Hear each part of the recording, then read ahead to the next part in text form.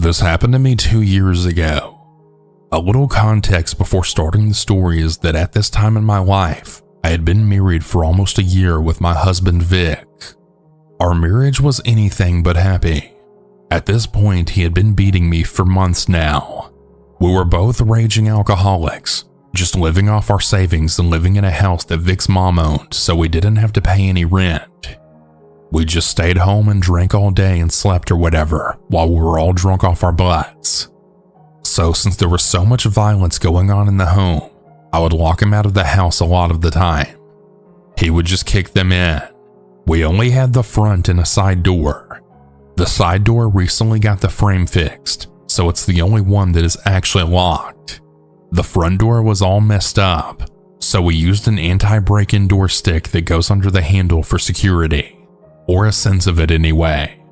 The story starts out on an early Sunday morning, around 11 a.m. Vic and I have been up all night from the night before, drinking and just being wild. We were sitting on the living room floor drinking beer. The TV was really loud playing music, when all of a sudden we heard someone knocking on the front door. We got scared, thinking it could be his mom looking for him or maybe the cops, because I don't really remember if we did anything crazy last night or anything. Then the knocking turns into someone trying to open the handle and push the door to try and open it. At this point, we're just like, okay, it has to be his mom. We texted her asking if it was her. She said that she was at work. Vig carefully looked through the curtains to see who it was. It was some random tall, tan and lanky middle-aged man with brown hair. The town we lived in is super small, and we were born and raised there. We know every single person in town and they know us. I immediately started freaking out, wondering who the hell that man was. I finally looked out the curtain to try and get a picture of him and to see him myself. I was so scared, but as soon as I looked out, he started walking down the porch steps. I told Vic to run and to make sure that he doesn't try to kick in the side door. The guy was nowhere in the front to be seen.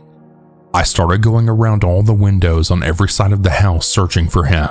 There's no way he got away that fast. I went towards the back of the house in the kitchen and looked out the window. I saw him walking through our backyard and across the alley.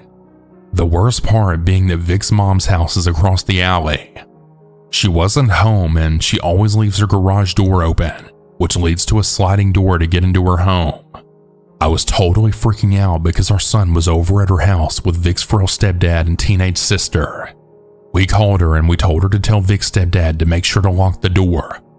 She said that no one could see anyone suspicious, but that the garage was closed now. About 30 minutes passed. I couldn't relax. I was terrified. Why was that man trying to get into our house? My car was out in the driveway, so surely he must have assumed someone was home. Not to mention the loud TV you could probably hear from outside too. I told Vic I wanted to go for a drive to see if we could locate the man and call him into the police as a suspicious person. But I was just scared that he might be watching the house from somewhere, and what if he got in somehow if we left? We left Vic's phone on a FaceTime to call me in the living room to hear if any sounds were made while we were out. We drove around a couple of blocks, then we saw him. He was walking around trying people's door handles. I was terrified. I followed him down one street. He panicked once he saw that I watched him try at least 3 different houses. I was just so in shock. I was drunk and with my husband, who I'm not supposed to legally be with, and driving. I was really scared to call 911. Then the guy ran back to our street but was still a couple of blocks away from our house. I just followed behind him slowly to not lose him. We saw him go to some old man's house we know, since we walk by his house a lot. We know his adult son is usually there, but that day his truck wasn't in the driveway, just the old man's red Dodge Ram. The random man walked right into the old man's home after seeing it was unlocked and that we were still following him. My heart dropped. What if he did something to the old man? He could rob him, kill him, anything. I told Vic to go knock on the door to get the old man's attention. I parked a house away and Vic ran up to the old man's door, immediately knocking frantically. I saw the random man and the old man come out of the house. They all stood outside on the porch talking for about 5 minutes. I saw the old man making a call, and the random man was too. I just watched nervously. After about 10 minutes, I saw the random guy just walking away from the house, allegedly still on his phone. As soon as he was a house away from where I was parked, Vic came to the car. I asked him what was going on and if the old man knew the random man. He said the old man was extremely confused as to why the random man was in his home. He had never seen him before either. Once Vic explained to him why he came to warn him of the guy entering his house, the old man was going to call the police. But the random man's excuse was that he's not from the area but was doing a job around here, and that he broke down in his company truck. So the reason he was going around trying to go into houses was because he was looking for his friend's house that he worked with, who said that his house would be open, but that he just didn't know which house it was. But of course, that just sounds extremely ridiculous and false. The old man then asked him what company he worked for so he could call them and tell them to get him. He gave some random company name. The old man started searching numbers online to call the company, and that's when the random man got on his phone and then walked away from the old man's house, allegedly calling his friend who he said could go to his house. I told Vic to go ask the old man if he would be fine now, and ask him if he wanted us to call 911 and if he would need any help with anything else. The old man thanked Vic for coming to warn him and that he would be calling the police and making sure that they found the guy. We just decided to go back home after that. I never got back with the old man for an update, and I never heard anything else about the strange random man being arrested on the local police Facebook. The last thing I heard was that Vic's mom saw someone that matched our description of him walking on the highway out of town. I'm really glad that he wasn't able to get into our house, and I'm glad that we warned the old man about him going into his house. I was scared for weeks after this incident, and I made Vic finally fix our front door, but I was always still scared that he would come back one day, since we were the ones that saw him.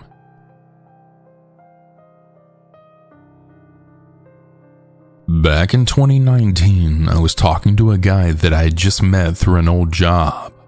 Being around him was exciting, and I loved all of the adventures we would go on.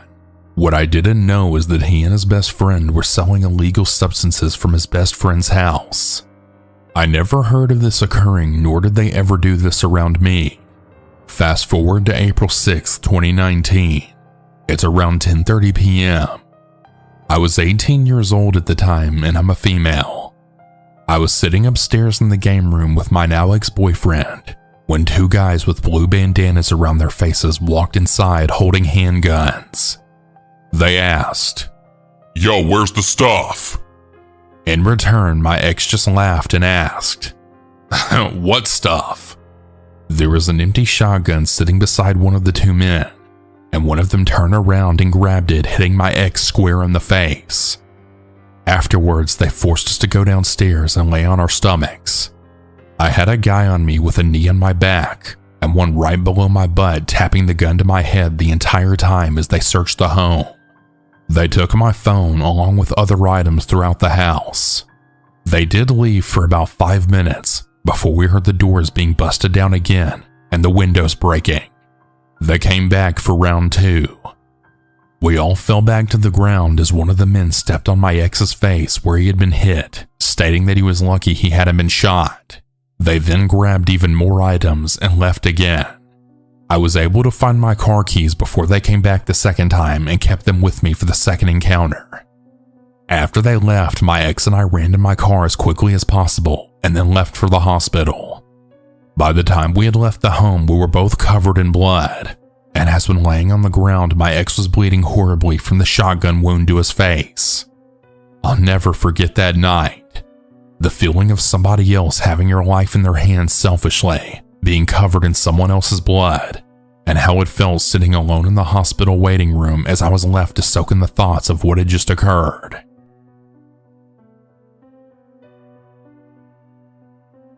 This happened back in 2017.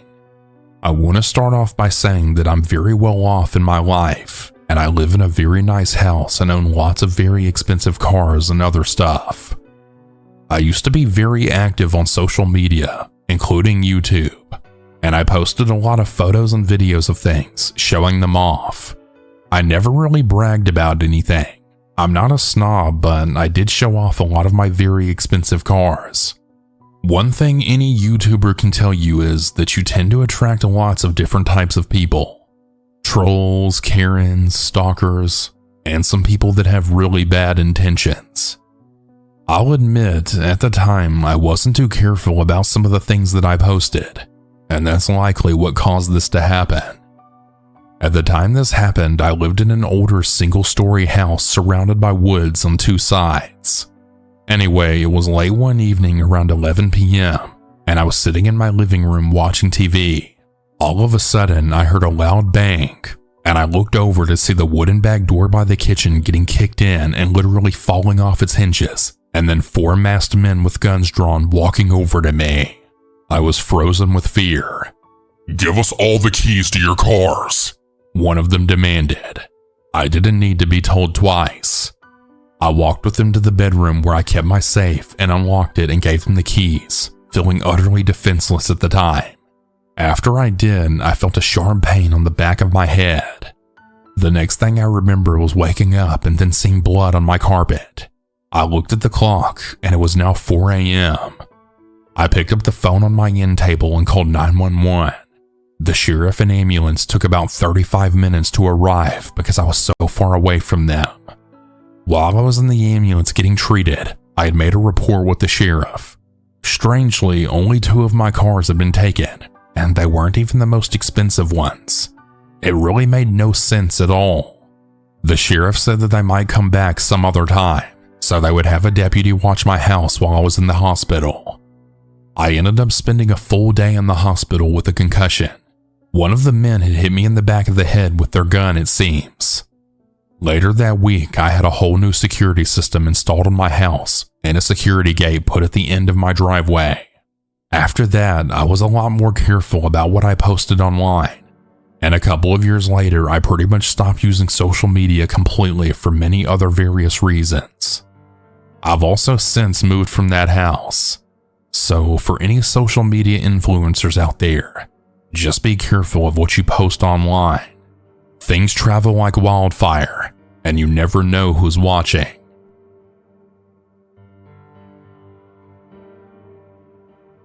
Warning: the following story mentions assault, as well as the deaths of animals. If you don't want to hear dark content like that, please skip to the next one. I'm an 18-year-old man from Scotland, and the story happened just over a year ago in June of 2023. And it isn't the scariest story out there, but it's definitely given me PTSD that will never leave me. I'll have to explain a little bit of background for this to make sense. Apologies if the story's a bit long, but there's a lot of ins and outs. So here goes. At 16, I was kicked out of my house due to an altercation with my stepdad, so I lived in a homeless unit, whom put me in a flat of my own in a rather dangerous area. My flat was filled with drug addicts and overall just really sketchy people. Anyways, after staying in the flat for a few months with my girlfriend, the police had come to our door asking for someone who we will call Frank for this story. He's still out walking the streets and could definitely still be a danger to me and my girlfriend. We told the police we didn't know who he was, and that was that. A few days later, we got a chap at our door again, and it was a man maybe about 20-ish. He told us he'd just moved in next door, and we were chatting away. I just so happened to say to him, "Oh, by the way, the police have been at my door looking for this Frank guy." And of course, he turned around and then said, "Yeah, that's me." My blood ran cold, but we just kind of laughed it off. A month or two goes by and we've spoken to him a few times. We can clearly see that he's not someone we want to be around, as he's had the police at his door. He's also had his door getting kicked in by people, and he always seemed to have really young girls in his house. We didn't know what extent this was until way after. Anyways, one day he invited us into his house since he could hear our music as we were getting drunk, and he told us he was doing the same and his ex-girlfriend was going to be coming up, so we should all go sit in his house. This is the point where we should have really listened to our gut feeling and not followed, but we were drunk, and it seemed like a good idea at the time. We went in and everything was fine. Then he told us the story about his ex-girlfriend had stabbed him and set his house on fire, killing his pets and stuff. So obviously at this point we were really uncomfortable, just thinking, oh God, who's this crazy lassie that's gonna walk in here who knows when? Then walks this tiny skinny little girl who looked like an actual child. I felt sick instantly. But that's a situation you can't exactly just up and leave, so we stayed for a bit, learning a bit more about her. It wasn't until she turned around to me and then said, "Aren't you my friend's big brother? I'm friends with her in school." And she actually said the name of my little sister. My heart sank instantly, as my little sister at the time was only 14, meaning this girl had to be around the same age, and this man was 20 if not older. We eventually asked what age she was, and she told us 15, to which he then interrupted and then said, "No, you're 16. And this is where it all started going downhill. He started seeming a bit off. He was getting more and more aggressive. At one point, he had pulled the little girl who we'll call Sophie out into the hallway, and then they were arguing, when all of a sudden we heard a couple of bangs and a thud. Then they both walked back in and Sophie was clearly shaken up. Then the next minute he had left us three in his flat and came back with random bits of furniture. Now, we didn't even question him on it, because he was at this point bright red with rage that was coming from nowhere, and just everything he was saying was so aggressive we didn't want to become the target of this. I forgot to mention that there was a dog in the house, and every so often Frank would turn around to us and then go, "You know, if I really wanted to, I could kill that dog." At this point, my girlfriend and I and even Sophie were just kind of looking at each other, and Sophie was on the verge of tears pleading with him to stop going and getting this furniture, which turned out to be from the flat downstairs he had kicked the door in. He also stole the dog and then furniture and was just bringing it to his house. I can't remember what he said, but he had snapped at my girlfriend, and she then stood up and said we were leaving because she wasn't taking this anymore. Sophie turned around and started crying, pleading with us to take her with us. So of course we did, as we weren't going to leave this little girl in the house with this crazy man acting like that. Boy, was this a butterfly effect on the next year. We all got up and tried to leave, when he then followed us up his hall and was grabbing Sophie, trying to get us to leave her, saying we were stealing his bird. Bird means girlfriend for all the non-Scots out there. During all this commotion, the dog had ran out of his house and ran into ours because he was terrified. So obviously I decided to keep the dog for the night, as it wasn't even his dog. Anyway, I'll cut that part short, as there's still so much more. But at the end of that night, we had to take Sophie home on a train, and he literally followed us right to our doorstep. We had to call the police and everything, as he literally wouldn't leave us alone. Then not even a week later, my girlfriend and I are getting drunk, because what else can you do when your life is that damn stressful? That's when we started hearing banging from outside. We look through the peephole, and there's drawers and TVs and things being flung about our landing. Then we look out our window, and there's the same crap being flung out the window into the car park. This goes on for about 20 minutes, and then it just goes silent. So we kind of just forget about it and just continue getting drunk. A little while later, we hear a door banging open and shut, and then crying and shouting. So we go look through the peephole again, and it's Sophie.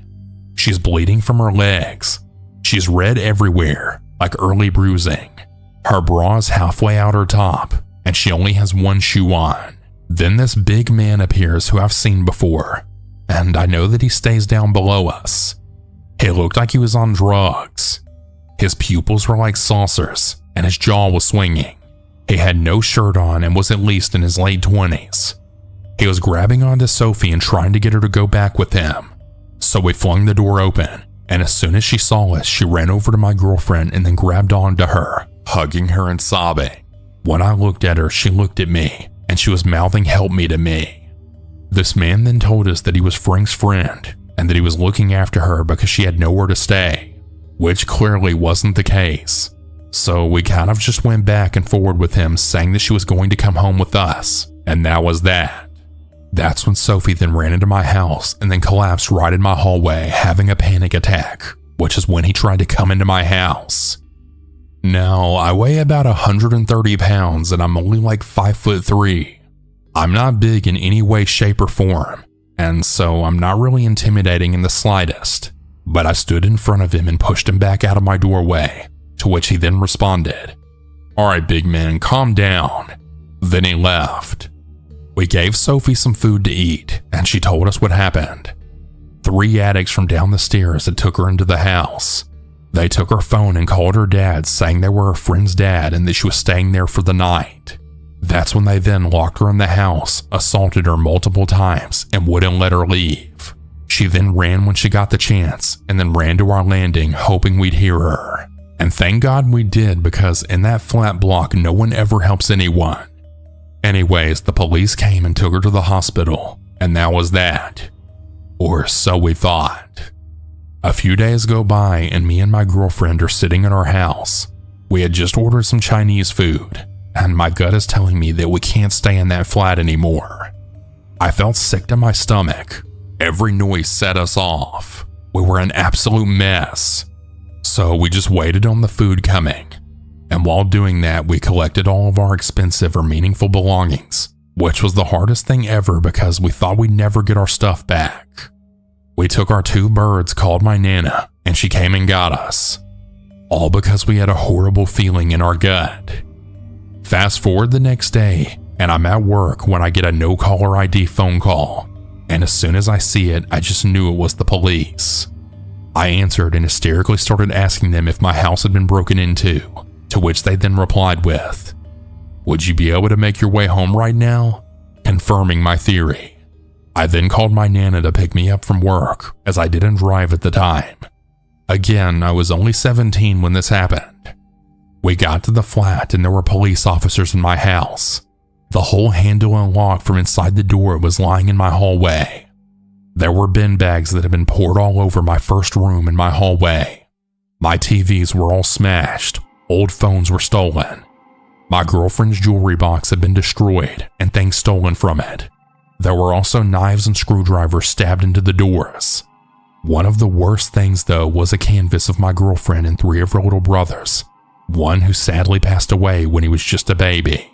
Now, Frank knew this because we'd spoken about it that night, and only one of the babies had a load of stab holes through him. My whole house was destroyed. Everything we'd worked so hard to build together was just gone. Everything they could break, they broke. Obviously, we knew exactly who it had to be. It was Frank and his friends. Because 1, the canvas only Frank knew about, and 2, we had just saved Sophie from the other guys who ended up being arrested but let back out. So there you have it. One thing to take away from this story is always, and I mean always, trust your gut. This really worked out for us in the long run, as we now have a much nicer flat in a much nicer area near my family, and we're in so much of a better place. But sadly, we still see Frank around town, as he hangs out about within the same area as us. A constant reminder of exactly what happened and what our own stupid decisions caused.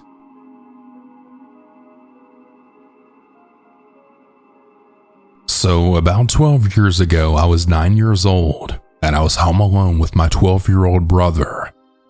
We were supposed to go at my aunt's house to have lunch and wait for my mother there.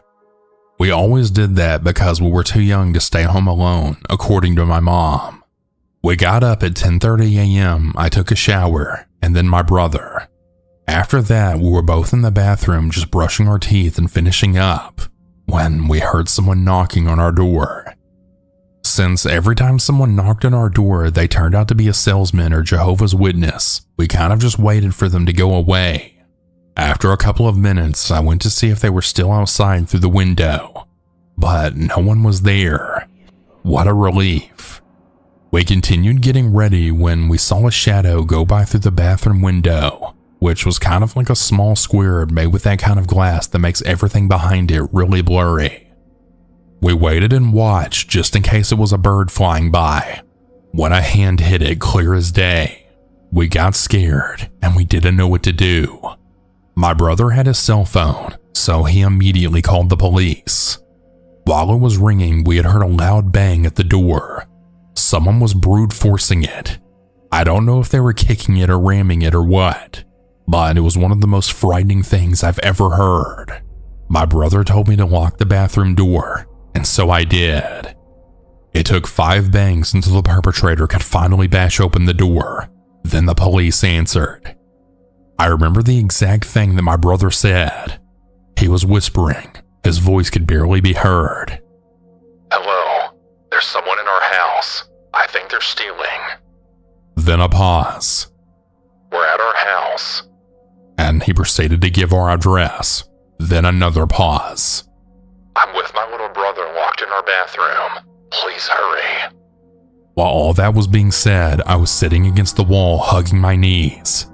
It was one of the most nerve-wracking experiences ever. I could hear the man going through all of our stuff, emptying stands, going up and down the stairs, opening cabinets. He even broke a few cups and plates. I don't know why.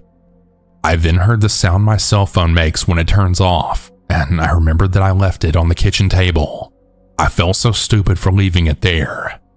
Things continued for a couple of minutes when we heard him trying to open the door to the bathroom. My brother got a hold of a big metal rod that we had laying around there. He started kicking the door. Who the hell's in there? The man screamed. We said nothing in return. Then he kicked again and again. I felt like I was about to have an anxiety attack. My chest started to ache and I had chills and was really hot. I tried to remain calm, but it was just way too much. After that, he stopped. We heard the door opening, and then silence. We waited for almost 10 minutes before going out of the bathroom. The living room was a total mess. Lots of papers and books all over the floor. The cabinets were wide open, cups and plates all over the floor as well. In our mother's bedroom, the nightstand and the closet were fully open, and everything inside of them was all over the place. Upstairs in our room, it was the same thing.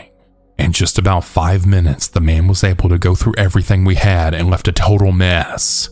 After that, my brother called my mom, and she ordered us to go to my aunt's house ASAP, so we did.